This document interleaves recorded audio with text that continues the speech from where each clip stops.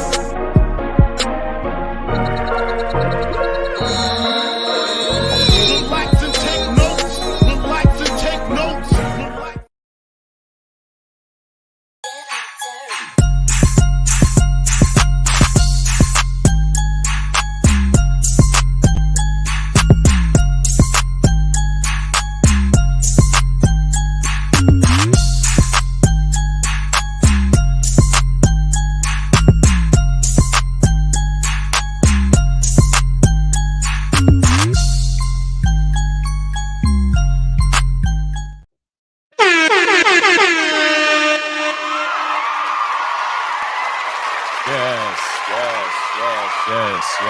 Thank you. Thank you so much. We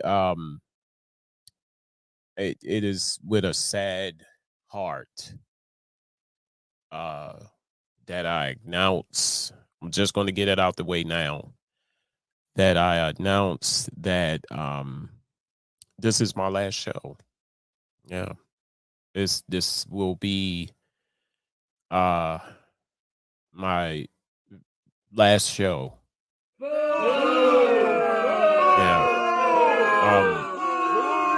No joking, because a lot of y'all, yeah, a lot of y'all, say I like to joke and I like to play, but this will be the last show, for a while. I need to take a much needed break, to put some things together, put some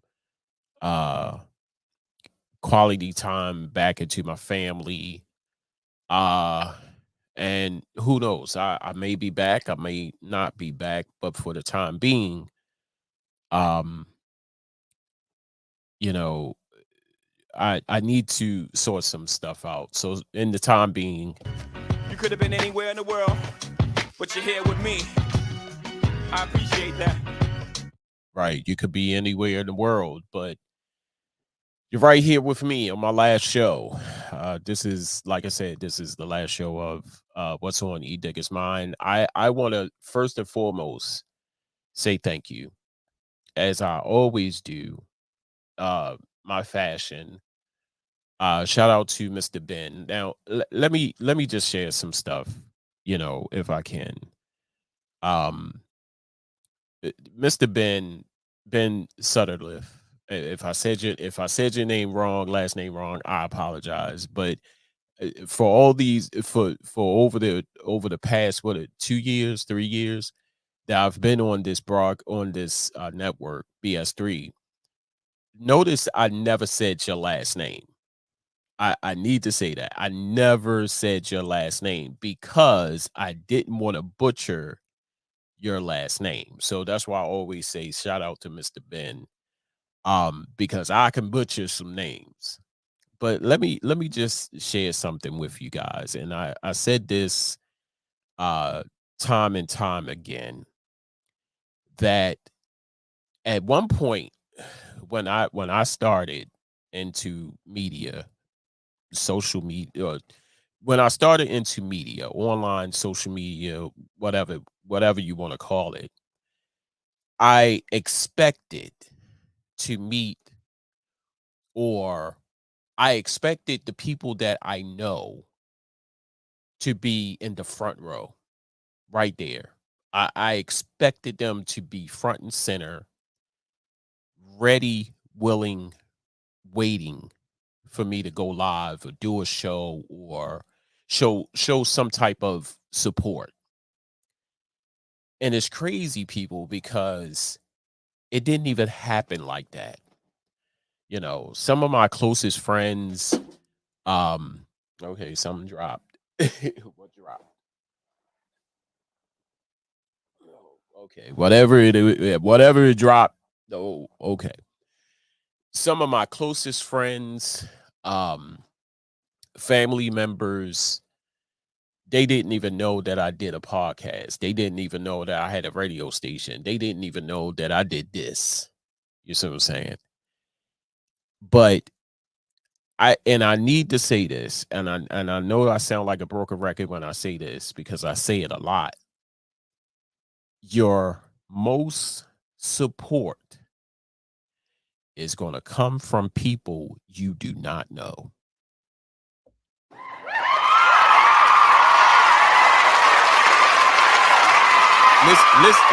Listen to me again. Your most support is going to come from people that you do not know. And like I said, every time when I come on, I start to show off. Shout out to Mr. Ben. Thank you, sir, for opening your arms out to me here, little old me in Baltimore, Maryland. You know, I don't know. He probably heard, about me. Um, he probably, because we all was is a part of a circle. I know Terry the Guru, um, the host of the Knucklehead Chronicles podcast. He told me about Mr. Ben. He told me about Ben, and I said, man, and that was the thing. Like God really listens. I need to say that. And God really listens because I was so fixated on getting on Roku. I was like, yeah, man, if I could get on Roku, it's a wrap. And just by coincidence, BS3 is on Roku. I could have went that route, but they said it was tedious as hell. I mean, I'm a little tech savvy. I know enough. I can work my way around a computer. If I could set all of this up, then I know that I can, work my way around a computer. But they said this is a whole nother beast when you dealing with Roku. There's a whole nother beast that you got to do. And just to bump into someone that has all the elements, all the I's dotted, T's crossed, was like right up my alley.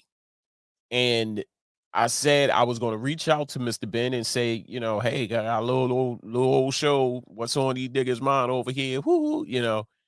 And I finally did it. I stepped out and I said I wanted to take the show outside of the norm, like Charm City Direct TV and WLEO, and for the city of Baltimore, for that reason, for that matter. And I wanted to go another route to have some more eyes and maybe some more ears to hear it. And when I pitched the idea to Mr. Ben, you know how certain people always like, well, yeah, I hate what you're saying, but I didn't even get that from him. Now, a lot of people say that when monies are involved, and a new idea comes to the table, that's money. You see what I'm saying? But when I pitched the idea to him, I didn't get that feeling. You see what I'm saying? I got a feeling of I personally got a feeling like this was not just another show on my network. You see what I'm saying? That's the feeling that I got. This was not just another show. This was not just another dollar that I can, put in my pocket. I really felt like he was interested in what I had to say instead of looking at dollar signs and instead of looking at a way to build his network. That's the feeling that I got. Now, most people, like I said, you pitch an idea to them and they're looking at the dollar sign. But when I spoke to him and we spoke on the phone and I pitched to him, the whole idea, what's on Edigga's mind. I genuinely, honestly do not believe that he saw dollar signs. I really, I felt that he was interested. You see what I'm saying, in my show, and it has been nothing but love. I can't remember. I honestly, I cannot remember any type of falling out, any type of discrepancy, any type of, you know, I mean, if he did talk behind my back, I wouldn't have known. I didn't feel none of that. It was honest. It was honest, genuine, genuine. What's the word I'm looking for? It was honest, genuine kindness and support from day one. You see what I'm saying? But here's the thing that I want y'all to know and want y'all to remember. I'm here in Baltimore. And I apologize, Mr. Ben. I don't know where you live, but he's not here in Baltimore. I can tell you that. And your biggest support is going to come from a stranger. I met Terry, the guru. I met Kev, the great. I met Q. I met so many people, and these people live out of the state of Maryland.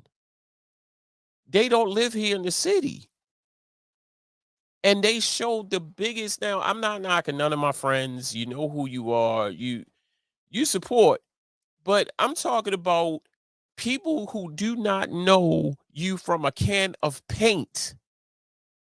Shout out to the information man who has his show on YouTube.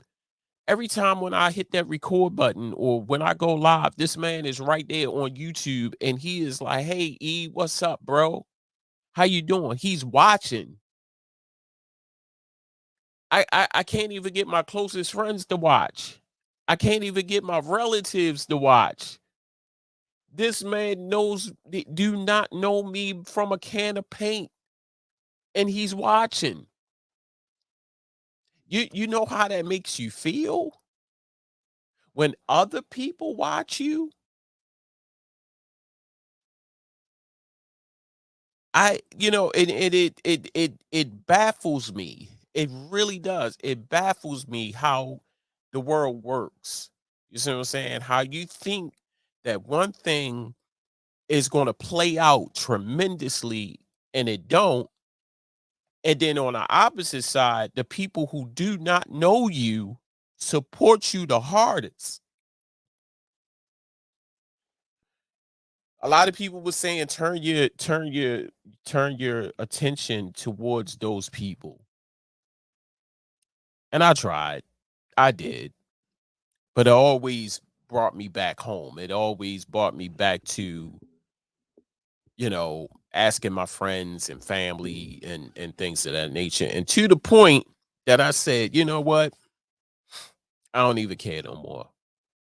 Because at one point, people, I would, it was horrible. Your boy was horrible. Your boy was ranting like every week.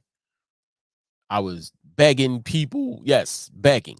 I was begging people to watch my content. And then out of the clear blue sky, I just said, you know what, forget it. I'm tired of begging. I'm tired of asking people day in and day out to watch my content, to listen to my content. I just gave up. I said, if you listen, you listen. Your boy was hard, your boy was rough back in the day. It was 300, it was 24/7 thinking about the show. At work, I'm thinking about the show. When I come home, I'm thinking about the show. How can I improve? How can the audience? It's you that one day I said, you know what? I don't even care. But it didn't kill my passion. I just didn't put a lot of effort into it like I was doing. I didn't get discouraged. Like I said, I just I just turned my attention away from it for a while, and just, and I wouldn't say I didn't care. I just wanted it to just, hey, here you go. Watch if you want. If you don't, oh well. Not going to get mad. And I still go to that place sometimes. I still remember those moments, how it was.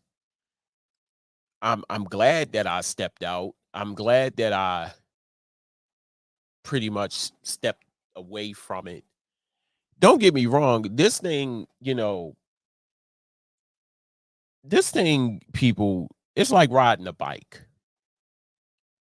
I taught myself how to ride a bike.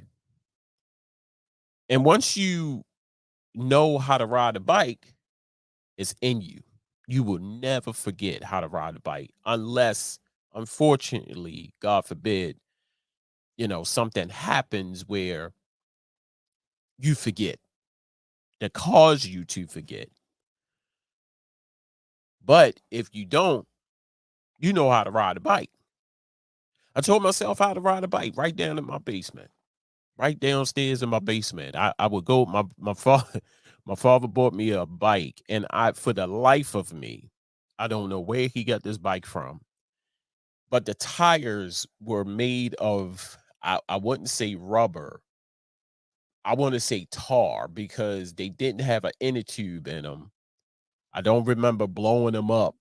If it couldn't get a flat, like couple of nails got into the tires, and I'm waiting for the flat, and it never happened. So I said, "Man, these tires must be made out of tar or something." I don't know.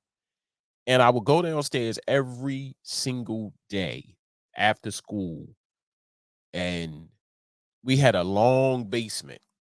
I do remember that. We had a long basement, and I would get on, and of course, I didn't have training wheels.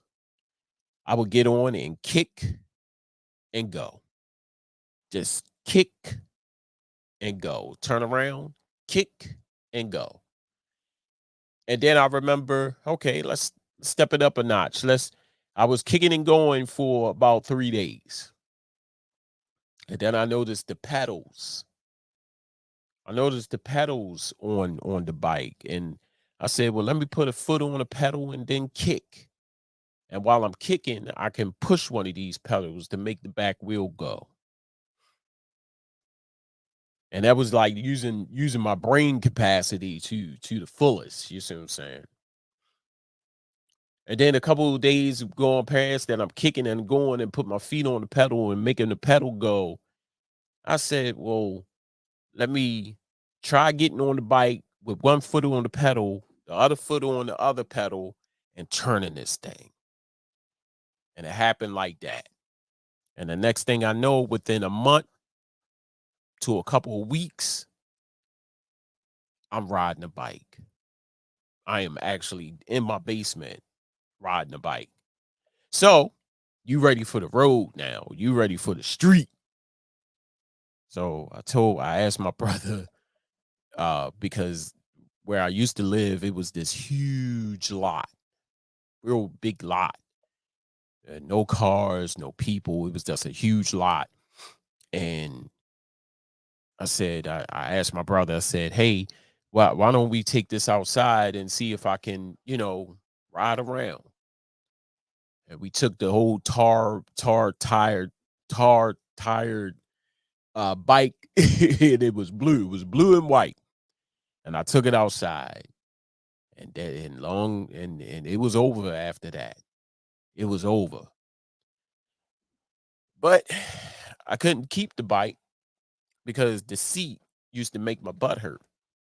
There were no springs in it, no shock absorption, none of that. So my brother, he bought me my first bike, and it was a Sigma. And let me see if I can pull up this picture right quick. Hold up. I'm gonna see if I can find it. First of all, uh, let me see if I can find it. It was a Sigma bike, Um, it was a Sigma bike, and it had the disc uh on the wheels, and I'm looking for it now. I'm looking for it now. Please bear with me. Uh Gray. Looking for it now. Here it is, right here. Here it is, right here. All right, I'm gonna save that. And the crazy part about it, I had my first bike. Had my first bike, and let me see if I can bring it up. Um, give me a second.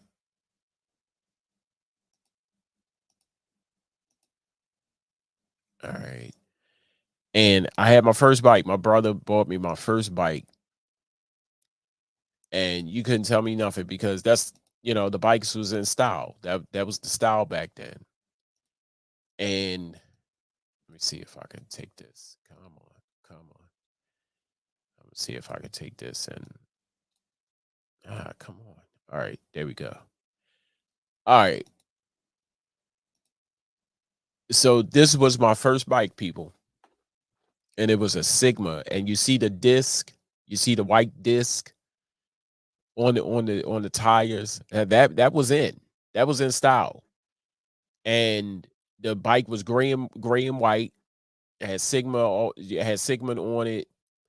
Um, but I took the disc off of the bike later on. Now, the crazy part was it wasn't a mongoose, and mongoose bikes, they didn't have they didn't have the cables, so you could turn the handlebars. The Sigma bike did, and I thought it was called freestyling, and I couldn't freestyle, couldn't turn the handles, but I didn't care because I had a I had an up to date bike. I had a dope bike. And later, like I said, later on, I took the disc off. I took the white disc off.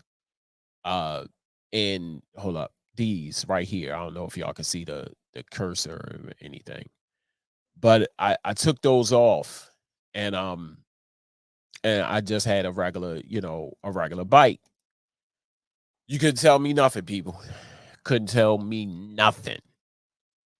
And I was riding on my bike, and I had the bike for a minute. Had the bike for a minute, and I just remember that story, like um learning, learning on your own, because doing this media and doing online media, this radio, a lot of stuff that people will assist in.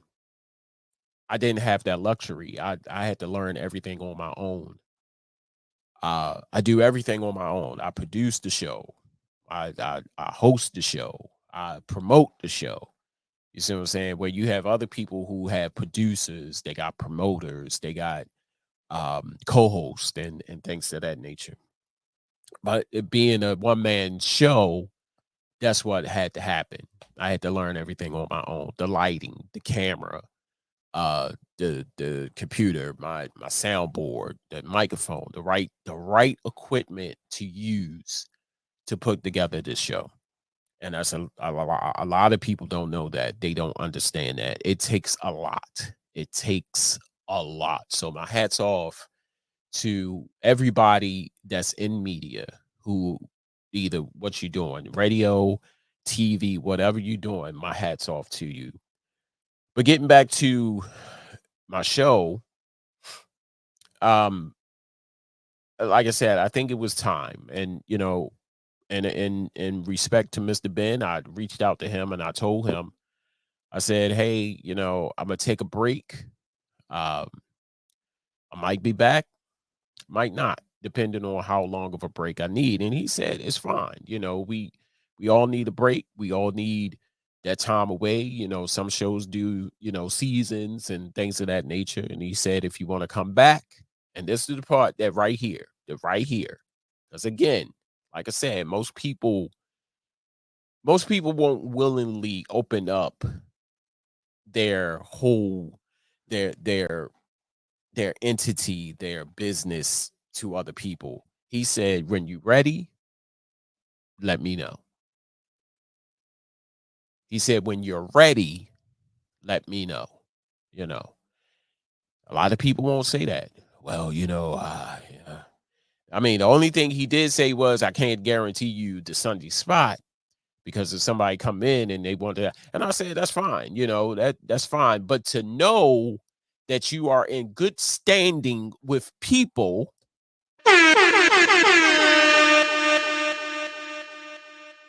that while you're trying to get, some situations together in your life together, to know that at any time when you're ready to come back, the doors are always open." So I want to say publicly, like I always do, like I always have every single Sunday when I hit this button to go live, I want to say, Mr. Ben, thank you so very much, sir, for inviting me and welcoming me into your establishment to produce and talk to the people.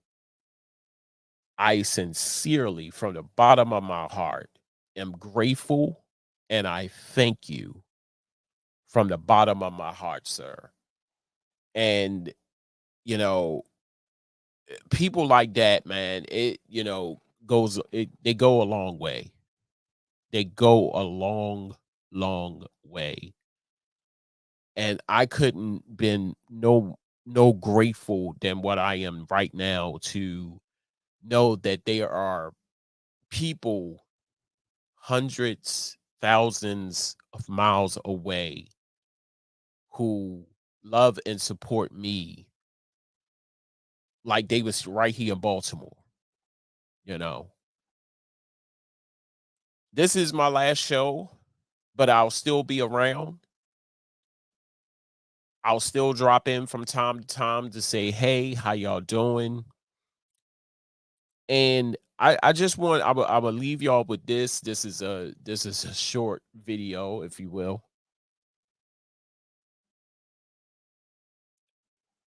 There's always someone watching. The person that you expect to watch may not be that person, but there are people watching. There are people supporting. And the biggest one of them all, there is someone watching you that has never met you a day in their life, but will support you wholeheartedly. Never, never underestimate anybody who is not watching, because there's someone that is watching. But I can bet you my last dollar that the person that is watching, it may not be your close friend, it may not be your relative, it may not be people here in your home city or state, but there is someone watching. I want to say thank you. I want to take this time to say thank you to everyone who has supported me throughout this venture, who has commented, who has sent me letters, emails. I want to say thank you to the bottom of my heart, and shout out to the BS3 TV family. You guys are beyond awesome. The content that I see on Roku, uh, the how you guys just so mesh together and make this station what it is. So I want to say thank you to you, BS3 TV. Again, thank you, Mr. Ben, for inviting me in, welcoming me into your establishment, your business with open arms. And this is not the last, this may be the last show, but this is not the last you'll hear from me. So this is your boy Edigga, the man that you all know and love. I'm signing off. I love each and every one of you. And until then, I holler at you when I smile at you. Take care. Peace.